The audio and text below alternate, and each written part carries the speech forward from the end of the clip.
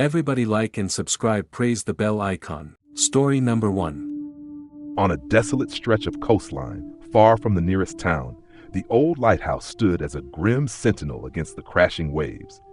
Long abandoned, its bright light long gone, it was a relic of a forgotten time.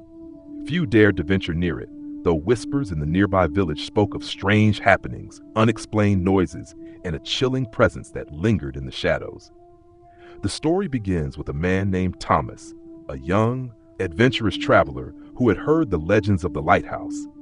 Intrigued by the tales of eerie lights seen at night and the ghostly figure of a lighthouse keeper that had never truly left, Thomas was determined to explore it for himself. He arrived late in the evening, the sky thick with dark clouds that promised a storm. The air was heavy, thick with the scent of salt water and decay. He could feel the weight of the place pressing down on him, as though the lighthouse itself was watching. Ignoring the unease creeping over him, Thomas made his way up the winding path leading to the lighthouse. The structure loomed ahead, its cracked stone walls and broken windows giving it an almost skeletal appearance. As he approached the entrance, he noticed something odd, a faint light flickering within, though there was no electricity on the island. His heart raced, but he pushed forward, eager to uncover the truth behind the rumors. Inside, the air was thick with the smell of mildew and age. The once sturdy stairs creaked under his weight as he ascended toward the lantern room. As he climbed higher, the light flickered again, growing brighter, more intense. It wasn't the steady, comforting glow of a lighthouse beacon, but a wild, erratic flash, like a heartbeat, erratic and pulsing. When Thomas reached the top, he was greeted by an empty room. The lighthouse's large glass lens shattered, the metal framework twisted as though something had violently torn it apart. But that was not the most unsettling sight. In the corner of the room, seated on the ground, was the figure of a man. He wore a tattered old uniform, and his face was hidden by a wide-brimmed hat. His hands rested on his lap, and his posture was rigid, unnatural. Thomas's breath caught in his throat as he stepped closer, his footfalls making no sound against the worn wooden floor. The figure didn't move. At first, Thomas thought it might be a prank or some sick joke, but as he neared, he saw the telltale signs of decay. The man's skin was pallid, his clothes stained with rot, and his hands were gnarled and skeletal. He hadn't been alive for many years. Suddenly, a voice rasped from the shadows, a whisper that seemed to come from everywhere and nowhere all at once. "You should not have come here." It was soft, but carried a weight of finality, as though the voice had been calling out for eternity. Frozen in place, Thomas turned to leave.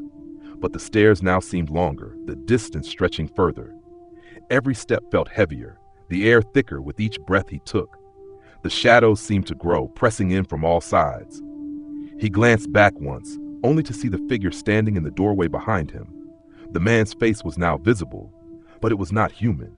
It was an empty, hollow visage, eyes dark as the sea at night, a mouth stretched wide in a grotesque smile. Thomas bolted down the stairs, his heart pounding in his chest. The storm had arrived in full force, and the winds howled like a chorus of the damned as he raced out the door.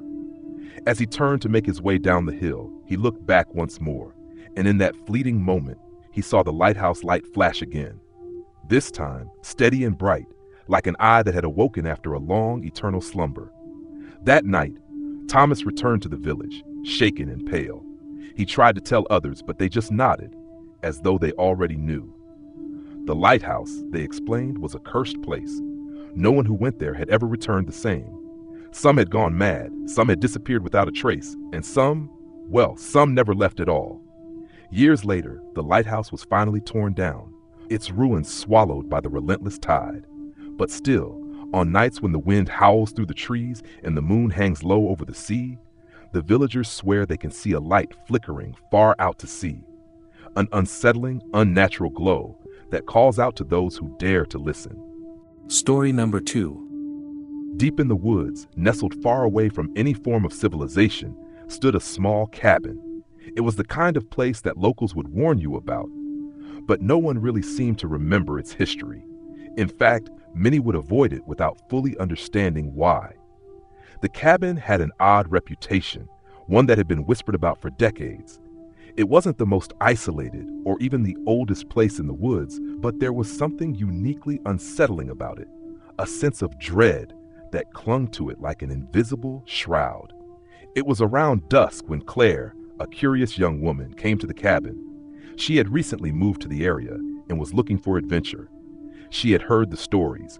Locals mentioned strange figures seen wandering near the cabin, shadows moving when no one was there, the inexplicable sounds at night. But they were just rumors, right? She dismissed them as superstition and figured a hike through the woods would be the perfect way to spend the evening. As Claire approached the cabin, she felt a strange pull. Something about it seemed off. The windows were dark, the door slightly ajar, as though inviting her inside. The usual sounds of the forest, chirping birds, the rustling of leaves, seemed to fade away. The air grew thick, like a heavy blanket smothering the world around her. Her footsteps were the only sound as she pushed open the door and stepped inside. The room was dimly lit by the fading light from the window. The air was cold, much colder than it should have been for the time of year. The cabin was simple, with a worn wooden floor, an old stone fireplace, and a few scattered pieces of furniture, none of which looked as though they had been touched in years. At first, Claire thought she might be imagining things, until she saw the markings on the walls. Strange symbols had been carved into the wood, swirling patterns that made no sense at all. They seemed to pulse, as though alive, shifting subtly when she wasn't looking directly at them. Her heart started to race as the temperature dropped further, and she began to feel something that made her skin crawl. She wasn't alone. Suddenly, the door slammed shut behind her, and Claire spun around, her breath catching in her throat. There, standing in the far corner, was a figure. It was tall, too tall, almost unnaturally so. Its skin was pale, stretched tight over a gaunt face with hollow eyes that reflected no light. Its long fingers twitched, the nails black and sharp like claws. Claire's mind screamed at her to run, but her legs wouldn't obey. The figure began to step closer, its movements jerky and unnatural, like a marionette being pulled by invisible strings. As it moved, it whispered her name. Soft at first, then louder, until it became a screech that filled her ears. "Claire! Claire! You shouldn't have come here!" With every word, the air grew colder, and the shadows in the room seemed to twist and stretch, crawling along the walls, creeping toward her like living things. The figure was now only a few feet away, its breath a cold, foul gust on her face. "Leave now, or you will stay. Forever," it rasped. In that moment, the fear that had been growing in her chest exploded. Claire managed to break free from her frozen terror and bolted toward the door. But it wouldn't open. She pushed and pulled, but it remained solid, as though it had been sealed by some unseen force. The whispers were deafening now, surrounding her, closing in on her with every passing second. She turned back to face the figure, which was no longer standing in the corner. It had moved closer, too close. Its face was inches from hers, its breath foul and rancid. And then it smiled, revealing rows of jagged, blackened teeth. "Welcome home," it whispered. Claire felt the room close in on her, the walls constricting as though the cabin itself was alive. The whispers became a chorus, thousands of voices speaking in a language she couldn't understand.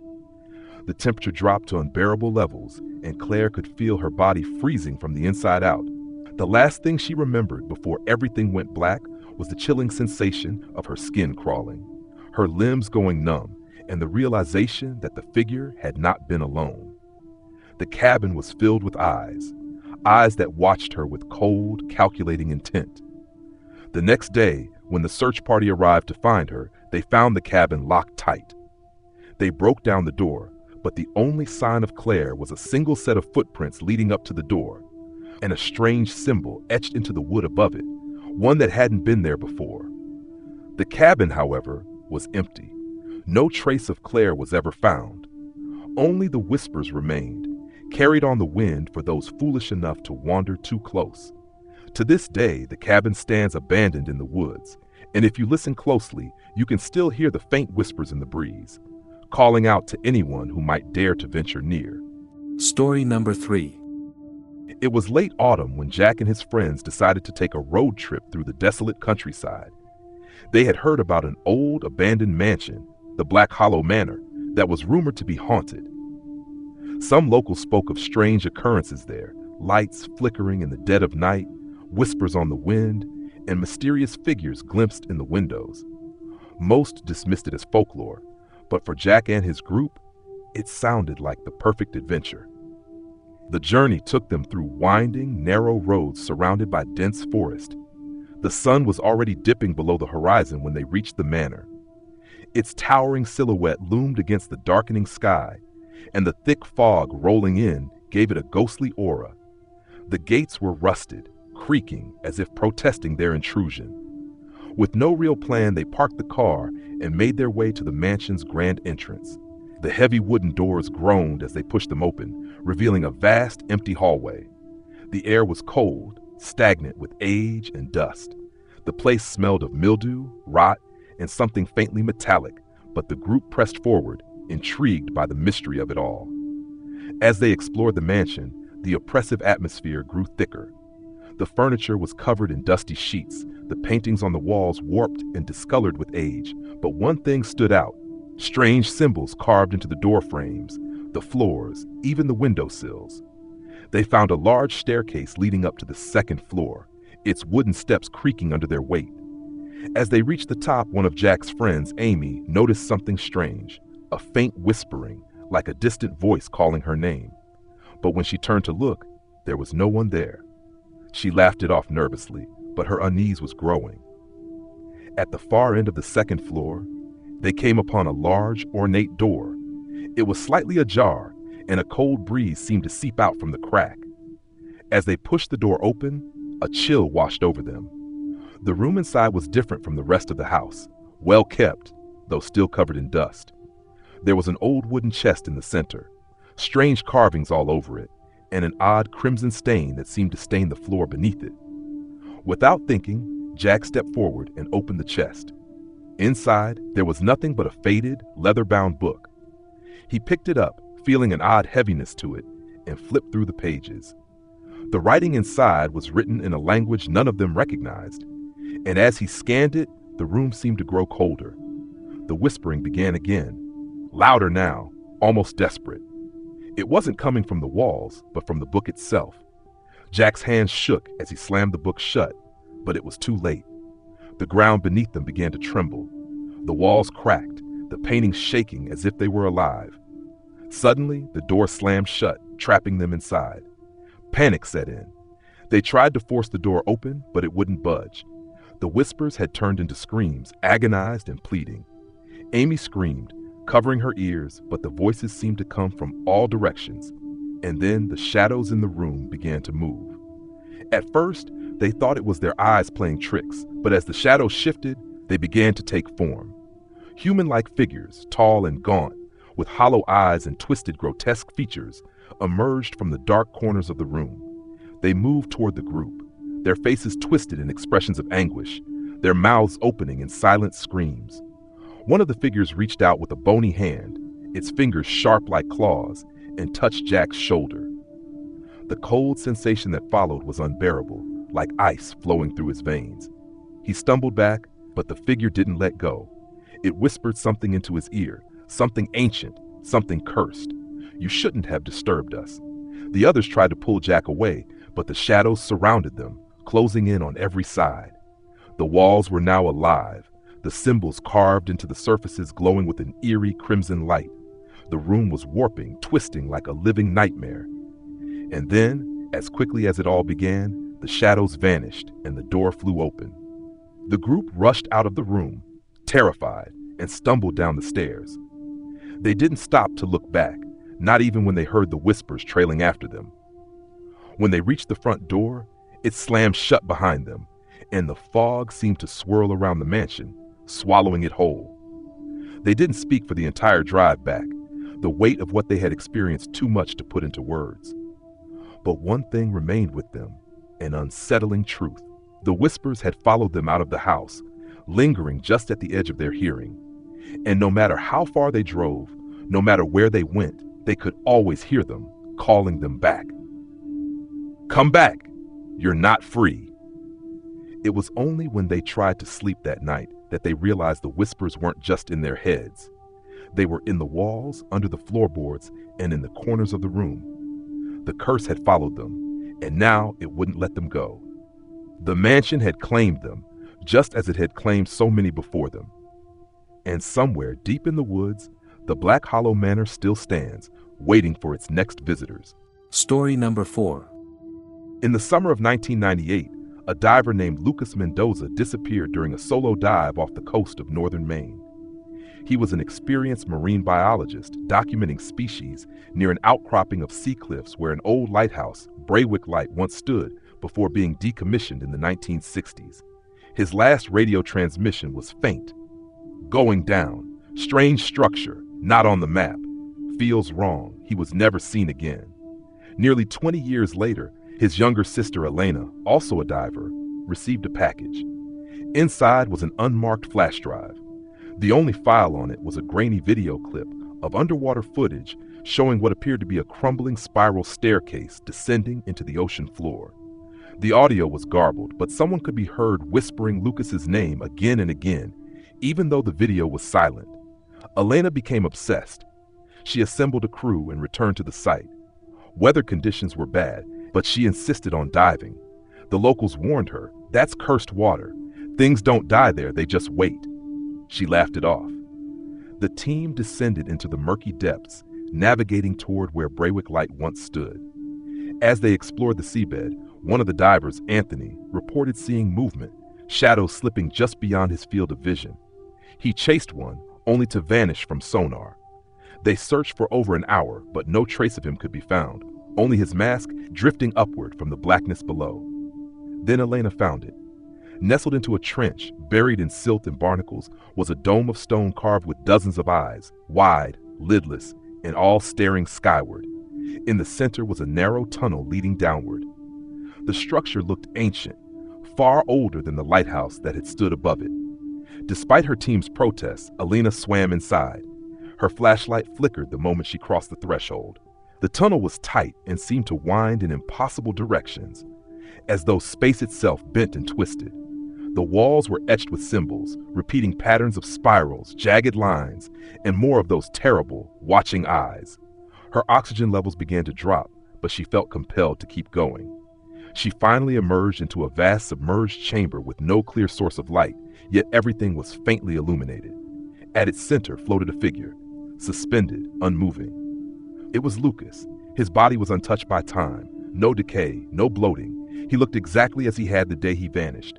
His eyes were open, locked onto Elena. She swam toward him, tears in her mask, but stopped when his mouth began to move. Words bubbled silently from his lips, over and over. "Don't wake it. Don't wake it. Don't wake it." Then her flashlight died. In the total darkness, Elena heard a sound not carried by water, a low groaning, deep and alive, vibrating through her bones. She turned, but the chamber no longer had an exit. Something was moving, something massive. The chamber trembled as if breathing. Dozens, no, hundreds of eyes opened along the walls. Elena's final scream was never recorded. The rescue crew found only fragments of the dive team's gear washed ashore the next morning. Her underwater drone was recovered days later, its footage corrupted except for a few still images. One frame showed a blurry human face, wide-eyed, mouth agape, half submerged in darkness. Another showed the stone dome, and beneath it, what looked like a sleeping face carved into the ocean floor, miles wide, barnacle-covered, and unmistakably human. The site was quietly cordoned off by the Coast Guard. Unmarked boats patrol it now. No one dives there anymore. And Braywick Light? Locals say the tower sometimes appears again in the fog, even though it was torn down decades ago. Its beam shines not to guide, but to warn. Something below remembers being seen, and it's beginning to wake.